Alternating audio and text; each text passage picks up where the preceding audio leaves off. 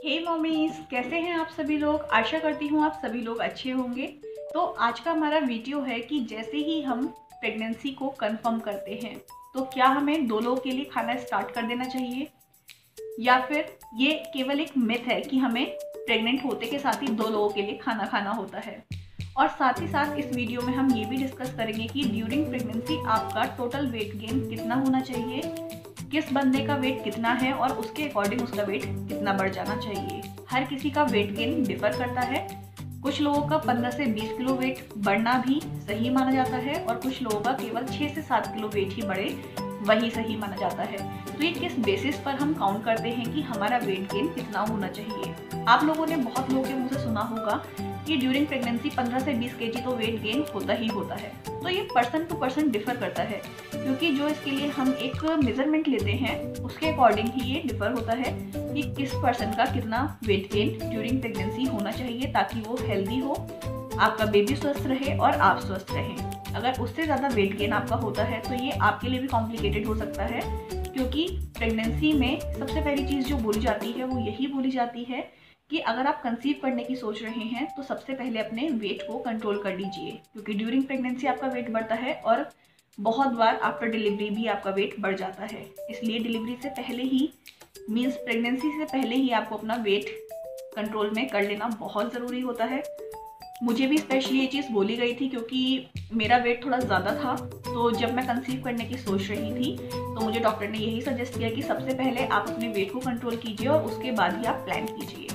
ऐसा नहीं है कि जो ओवरवेट होते हैं वो कंसीव नहीं कर सकते हैं, प्रेग्नेंट नहीं हो सकते हैं, बट स्टिल प्रेग्नेंट आप हो जाएंगे, लेकिन आगे कॉम्प्लिकेशंस हो सकती हैं। इसीलिए डॉक्टर सजेस्ट करते हैं कि आप अपने वेट को पहले से ही कंट्रोल कीजिए। तो चलिए स्टार्ट करते हैं आज का वीडियो। सबसे पहले हम बात करते हैं कि जैसे ही हम प्रेग्नेंट होते हैं तो क्या तभी से हमें 2 लोगों के लिए खाना स्टार्ट कर देना चाहिए।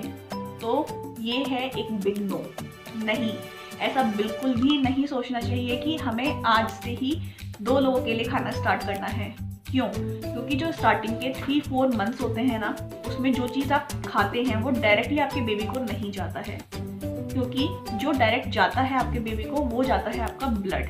आपका ब्लड फ्लो से ही बेबी को सारे न्यूट्रिएंट्स मिलते हैं, तो आपको एक्स्ट्रा खाने की बिल्कुल भी ज़रूरत नहीं होती है। लेकिन यस, आप लोगों ने ये सुना होगा कि प्रेगनेंसी में आपको भूखे भी नहीं रहना है, हर 2-2, 3-3 घंटे पर आपको कुछ ना कुछ खाते रहना है। तो जो 2-2, 3-3 घंटे पर आपको कुछ ना कुछ खाते रहना है, उससे मतलब ये नहीं है कि आपने अभी बिल्कुल पेट भर के खा लिया, 2 की जगह भी 3 रोटी खा ली और फिर अगेन आप 2 घंटे के बाद खाना खा रहे हैं। ऐसा बिल्कुल भी नहीं करना है। अगर आपकी डाइट 2 रोटी की है तो मैं आपको सजेस्ट करूंगी कि 1 रोटी आप अभी खा लीजिए, फिर 2 घंटे के बाद दूसरी रोटी खाइए, ताकि आपको बीच में गैप भी मिले और आपका पेट ओवर ना हो जाए। अगर ओवर हो जाएगा तो आपको कॉन्स्टिपेशन की प्रॉब्लम हो सकती है, गैस्ट्रिक प्रॉब्लम हो सकती है। इसलिए अपने पेट में थोड़ी जगह खाली छोड़कर रखिए, ताकि आपको गैस ना बने और आपको कॉन्स्टिपेशन की कोई प्रॉब्लम ना हो। लेकिन यस, हर 2 से 3 घंटे के अंतराल पर आपको कुछ ना कुछ छोटे छोटे स्नैक्स खाते रहना चाहिए। ऑयली फूड खाने से बिल्कुल बचिए, जंक फूड बिल्कुल भी मत खाइए ड्यूरिंग प्रेगनेंसी।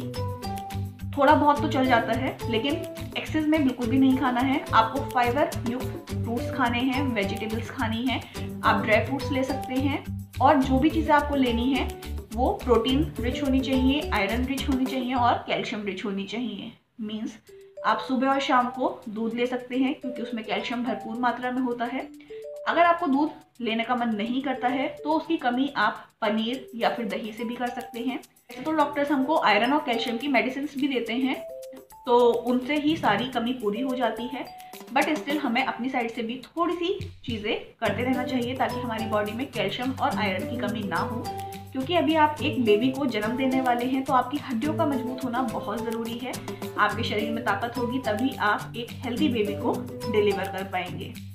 तो स्टार्टिंग के 4 to 5 मंथ्स तो जो आपकी नॉर्मल डाइट है उसके अकॉर्डिंग ही चलिए। बस आपको दिन में भूखे नहीं रहना है, इस चीज़ का ध्यान रखना है। लेकिन 5th मंथ के बाद आपको अपनी डाइट को थोड़ा सा बढ़ाना होगा, क्योंकि 5th मंथ के बाद आप जो भी खाते हैं वो डायरेक्टली आपके बेबी को जाता है। उसमें भी आपको ज़्यादा नहीं बढ़ाना है, केवल 300 कैलोरी पर डे आपको इंक्रीज करनी है। 300 कैलोरी आपके बेबी के लिए सफिशिएंट होती है। तो वहाँ पर 5th मंथ से आप अपनी डाइट को थोड़ा सा बढ़ा सकते हैं, ताकि आपके बेबी को भरपूर पोषण मिल सके। तो इस तरह से ड्यूरिंग प्रेगनेंसी स्टार्टिंग के 5 मंथ आपको एक्स्ट्रा बिल्कुल भी नहीं खाना है और 5 मंथ के बाद आप अपनी 300 कैलोरी पर डे बढ़ा सकते हैं। तो उसके अकॉर्डिंग आपके बेबी को पूरा न्यूट्रिशन भी मिल जाएगा और बेबी आपका अच्छे से हेल्दी भी होगा। ड्यूरिंग प्रेगनेंसी आपके अल्ट्रासाउंड और सोनोग्राफी भी होती है जिसमें बेबी का वेट भी काउंट होता है। तो अगर आपके बेबी का वेट कम होगा तो डॉक्टर आपको खुद ही सजेस्ट करेंगे कि आप ये वाला फूड ज़रूर खाइए। तो उससे भी आपको पता चल जाएगा कि बेबी का वेट में कोई प्रॉब्लम तो नहीं आ रही है, आपको कितना फूड खाना है कितना नहीं खाना है। तो इस तरह से आप अपनी डाइट पर भी कंट्रोल कर सकते हैं और आप इस मिथ से भी यानी कि इस झूठ से भी बाहर निकल सकते हैं कि आपको प्रेग्नेंट होते के साथ ही 2 लोगों के लिए खाना होता है। अब बात करते हैं कि ड्यूरिंग प्रेगनेंसी आपका वेट कितना इंक्रीज होना चाहिए। तो फर्स्ट थिंग कि अगर आप अंडर वेट हैं और आपका BMI यानी कि बॉडी इंडेक्स मास 19 से कम है तो आपका ड्यूरिंग प्रेगनेंसी 15 से 16 किलो वेट बढ़ना ही बढ़ना चाहिए, तभी वो हेल्दी प्रेगनेंसी मानी जाएगी। अगर आप नॉर्मल वेट के हैं यानी कि आपका BMI 20 से 26 है तो आपका जो टोटल वेट गेन होना चाहिए वो केवल 11 से 15 किलो ही होना चाहिए। अगर आप ओवर वेट हैं और आपका BMI 30 से ज़्यादा है तो ड्यूरिंग प्रेगनेंसी आपका वेट गेन केवल 6 to 7 kg ही होना चाहिए। तो यहाँ पर आप लोगों ने जान लिया कि हर किसी की बॉडी पर डिफर करेगा कि आपका वेट गेन प्रेगनेंसी के दौरान कितना होना चाहिए। अगर आप अंडर वेट हैं और आपका 15 से 16 किलो नहीं बढ़ा तो ये हेल्दी प्रेगनेंसी नहीं मानी जाएगी। और अगर आप ओवर वेट हैं और आपका 7 किलो से ज़्यादा वेट बढ़ जाता है तो वहाँ पर आपकी डिलीवरी में कॉम्प्लिकेशंस, रिस्क होने के चांसेस बढ़ जाते हैं। तो इसके अकॉर्डिंग ही आपको अपने वेट को मैनेज करना है। और ये जो BMI होता है ये आपके डॉक्टर्स खुद ही मेज़र कर लेते हैं, तो इसके लिए आपको टेंशन लेने की बिल्कुल भी ज़रूरत नहीं है। आप इतना कर सकते हैं, अगर आपको लगता है कि आपका वेट गेन ज़्यादा हो रहा है या फिर आप अंडर वेट हैं तो आप इतना कर सकते हैं कि आप एक वेइंग मशीन खरीद लीजिए और ड्यूरिंग प्रेगनेंसी आप अपने वेट को टाइम टू टाइम मेज़र करते रहिए। उस पर एक वॉच रखिए ताकि आपको पता चलता रहे कि आपने एक्स्ट्रा वेट तो गेन नहीं किया या फिर आप अंडर वेट तो नहीं चले गए।